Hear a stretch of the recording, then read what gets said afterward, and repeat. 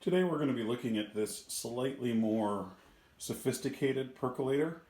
It's the thing that makes it slightly more sophisticated is it allows you to make your coffee milder or stronger. It's made by Society. It is their Easy Flo 4 to 10 cup automatic percolator, catalog number 47580. I actually didn't think it was marked at all for a long time because the markings on the bottom are so very, very faint. It has a little bit of water left in it because I have been trying to clean it valiantly, I think, this morning to give it the best possible chance of producing good coffee. I'll be honest, I don't have my hopes up too high for it.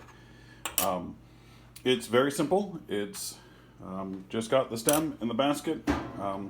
I don't have a top filter for it, the metal screen that goes over the top.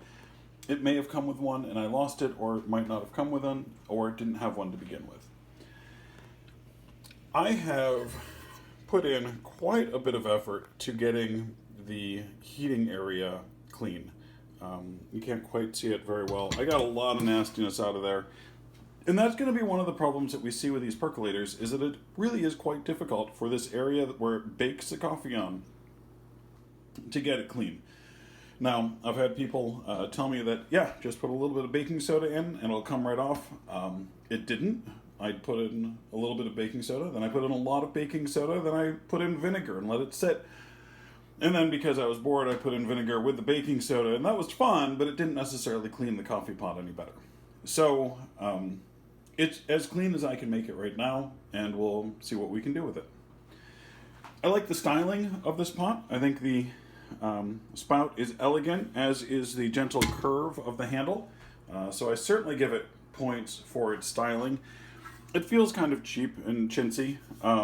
It's relatively thin, and yeah, we'll see how it does. On the positive side, it has very clear lines for how much water you should add for the required amount of coffee. Lines that are also visible on the inside, which makes filling it quite simple. I just plugged it in, and it's clearly already making noise. I'm not going to put this at a noise that I'm pleased to hear. I mean, I'm pleased that the coffee maker's working. It kind of sounds like the death rattle of a couple of cars I've had. It's not a great, happy, perking sound. So with the milder, stronger, I have it set somewhere between half and the strongest. To do that, I push it all the way over to the stronger side, and then all the way over to the milder side, and back to the stronger side, and just turn it back a little bit from the stronger, full spectrum stronger. I tend to like my coffee on the stronger side, so this should be good. I don't exactly know what the mechanism is. Is it just a thermostat so the coffee gets a little bit hotter? That might be it. And we certainly should be able to figure that out with the thermometer. This is a nice feature, and if it has any effect, that's great. At 11 minutes, I've got my cup ready, but the coffee is not done. At 11 minutes and 30 seconds, the light has come on, the coffee is done. Okay. It looks like good coffee. The temperature is 185. Well, it does seem to be a recurring temperature for us.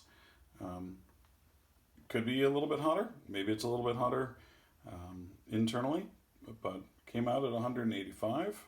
One thing to consider with this coffee maker, these metal posts here that connect the coffee maker to the handle are quite hot. So it's a good thing it's got this little lip on the handle to keep your fingers from sliding up. I mean, you can touch it, but it's warmer than I would like. I've poured the coffee. I've had a sip of the coffee. Put a little sugar in the coffee. I had another sip of the coffee. it's not great coffee. I mean, I'll drink it. I'll probably drink the whole pot, but every time I do, I might question my life choices just a little bit. So, it's about what I expected. It's nothing to write home about. I'm sure with a little bit of practice with the machine, I could get so that I make coffee that I'm happier with. But this is not going to be one of my frequently used coffee makers because it's just so gosh darn good. The noise isn't great. It feels a little chintzy, and the coffee is, at least subpar.